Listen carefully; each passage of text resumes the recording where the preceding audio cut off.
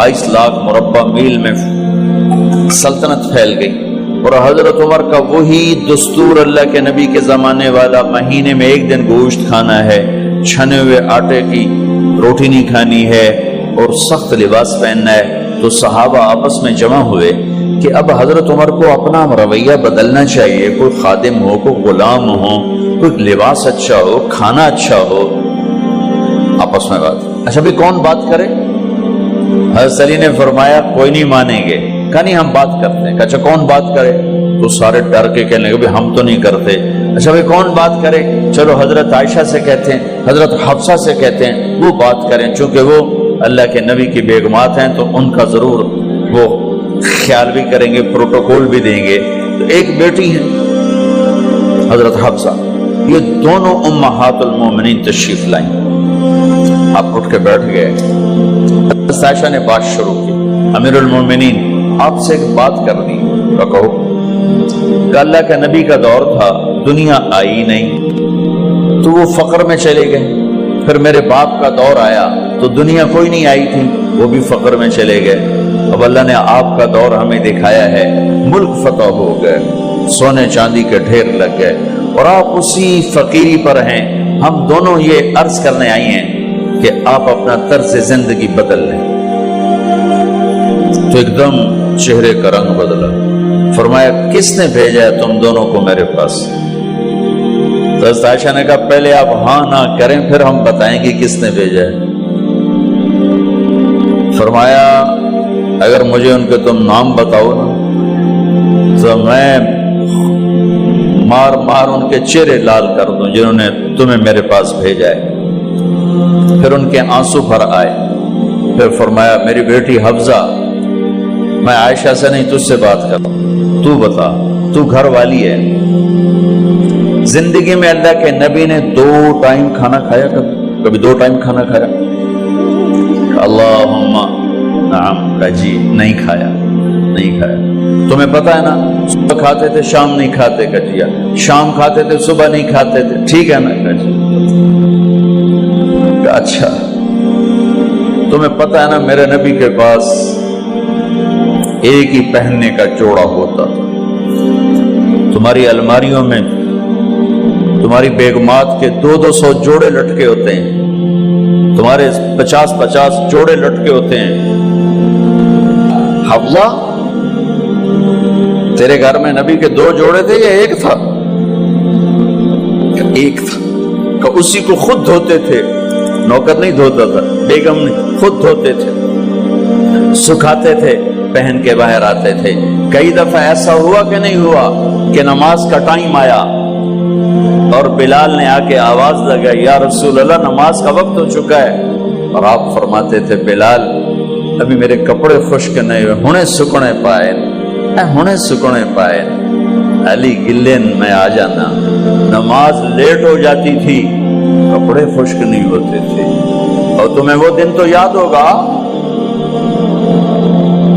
कि एक दफा जोड़ा भी नहीं था,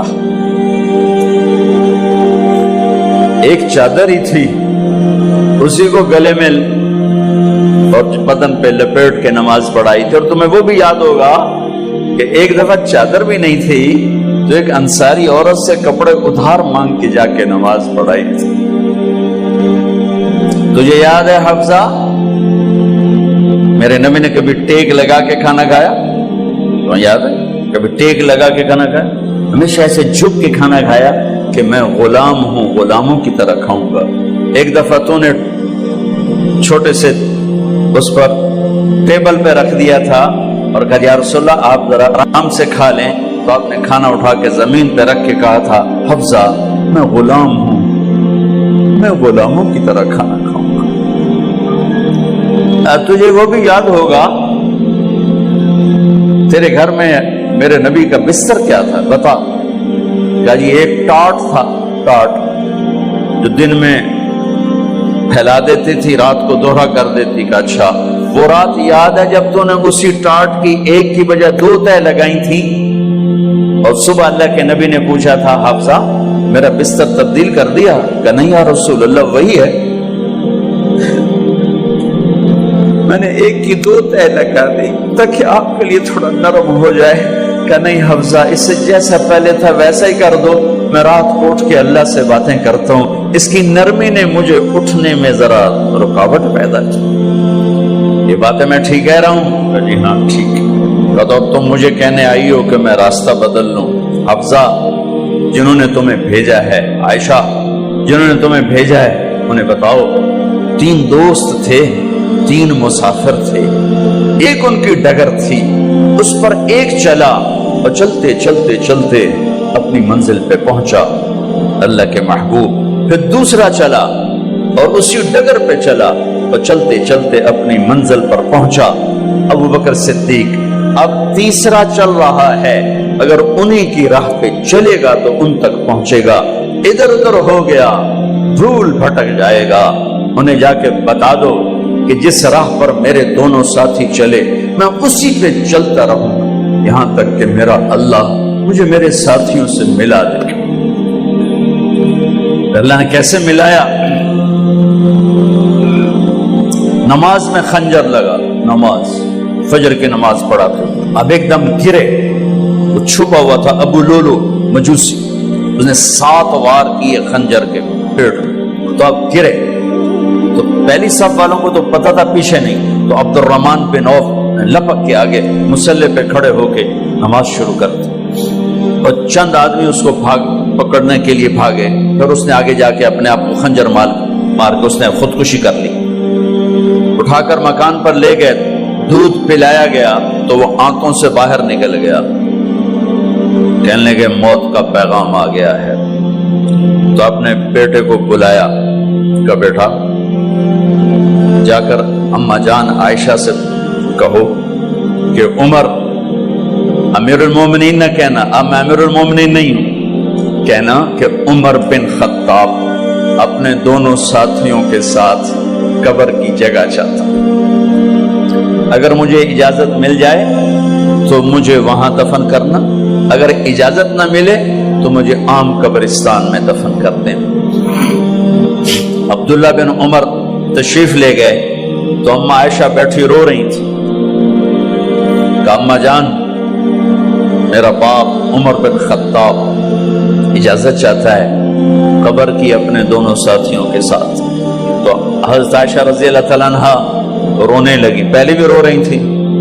کہا عبداللہ یہ جگہ تو میں نے اپنے لیے رکھی ہوئی تھی کہ میں اپنے خامند اور باپ کے ساتھ میں بھی ایک کونے میں سو جاؤں گی، لیکن اگر عمر کی خواہش ہے تو اس جگہ کا عمر مجھ سے زیادہ حقدار.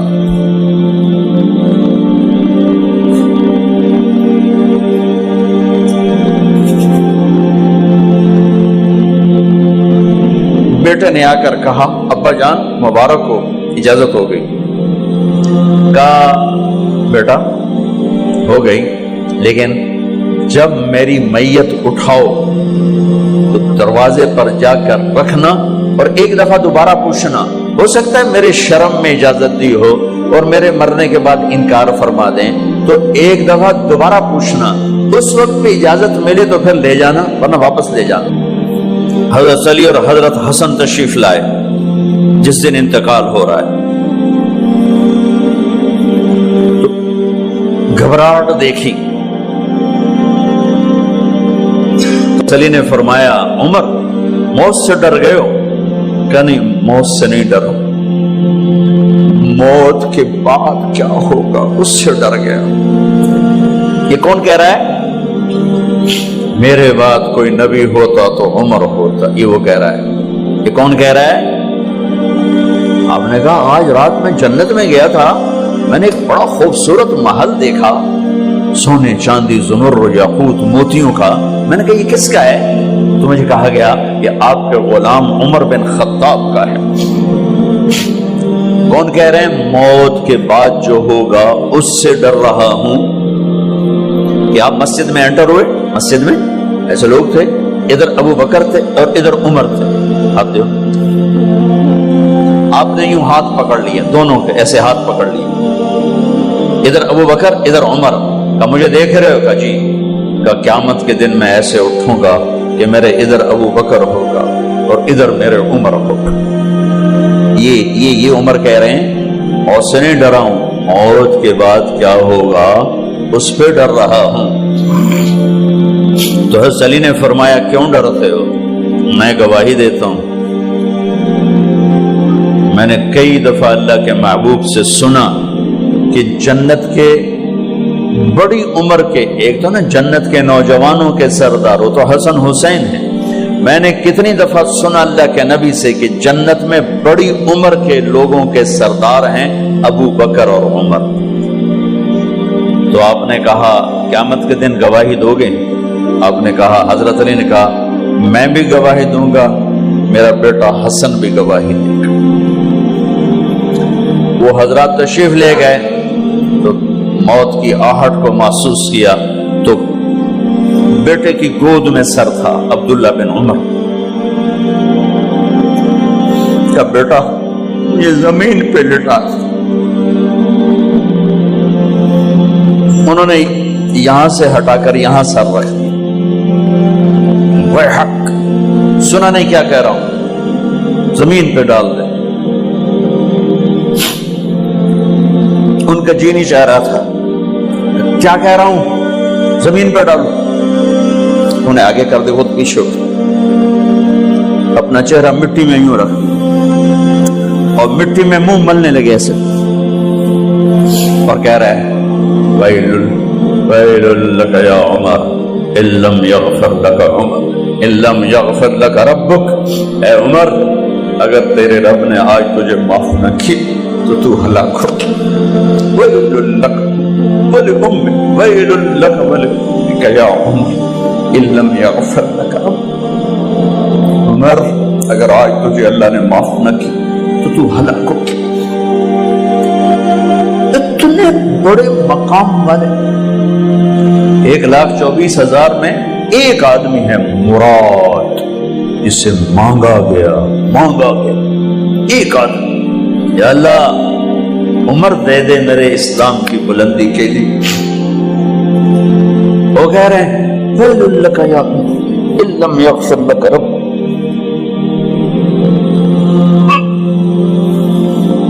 اے عمر تو برباد ہو گیا اگر تیرے رب نے تجھے معاف نہ کی۔ یہ کہتے جان نکل گئی۔ صہیب رضی اللہ عنہ نے آپ نے وصیت فرمائی تھی میرا جنازہ صہیب پڑھائے، رومی جنازہ پڑھایا گیا، کندھوں پہ اٹھایا گیا، اور آ کر اماں جان عائشہ رضی اللہ عنہ کے دروازے پر عبداللہ بن عمر، باقی تو کوئی پتہ نہیں تھا کسی کو، گوے ٹھہر جاؤ جنازہ یہاں رکھ دو۔ پھر آگے بڑھے، دستک دی، اماں جان میرا باپ عمر بن خطاب دروازے پہ پہنچ چکا ہے، اندر آنے کی اجازت ہے۔ تو اماں جان عائشہ نے فرمایا مرحبا بعمر، ہم عمر کو خوش آمدید کہتے، اور باہر تشریف لے گئیں۔ وہیں حجرہ مبارک میں قبر کھودی گئی۔ عبداللہ بن عباس فرماتے ہیں کہ میرے کندھے پر کسی نے ہاتھ رکھا تو میں نے یوں پیچھے مڑ کے دیکھا تو جناب امام المتقین حضرت علی کھڑے ہوئے رو رہے تھے اور فرما رہے تھے عمر مجھے پتا تھا تیرے سوا یہاں کوئی نہیں آ سکتا، مجھے پتا تھا یہاں کوئی آئے اور کوئی نہیں آ سکتا، چونکہ میں نے ہزاروں دفعہ سنا خرجت انا و ابو بکر و عمر دخلت انا و ابو بکر و عمر۔ میں نے ہزاروں دفعہ اپنے نبی کی زبان سے سنا میں اور ابو بکر عمر گئے تھے، میں اور ابو بکر عمر آئے تھے، میں اور ابو بکر عمر اندر گئے تھے، میں اور ابو بکر عمر باہر گئے تھے۔ میں نے اپنے نبی کے نام کے ساتھ تجھے اور ابو بکر کو اتنا سنا ہے کہ کسی کو نہیں سنا، لہذا مجھے پتا تھا تو اسی جگہ پہ آئے گا، تیری یہی جگہ ہے۔ میرے بھائی بہنوں، یہ وہ لوگ ہیں جنہوں نے رضی اللہ عنہ کا ٹائٹل جیتا اور پھر روتے روتے مر گئے۔ مجھے کیا خبر کیا ہونے والی، آپ کو کیا خبر کیا ہونے والی؟ بے شک میرا رب رحیم ہے، وہ اس کے رحم کے تو فعلی کام بنے گا، کیڑیاں تقریراں تے کیڑے علم، کیڑیاں نمازاں تے کیڑیاں تجدہ، کم تو اس کی رحمت پر بنے گا، پر یہ اعمال اس کی رحمت کو لینے کا راستہ ہیں۔ یہ بھی ٹھیک نہیں ہے کہ اللہ غفور الرحیم ہے، آپ ہی معاف کرے گا، یہ یزید اور حسین کو برابر تو نہ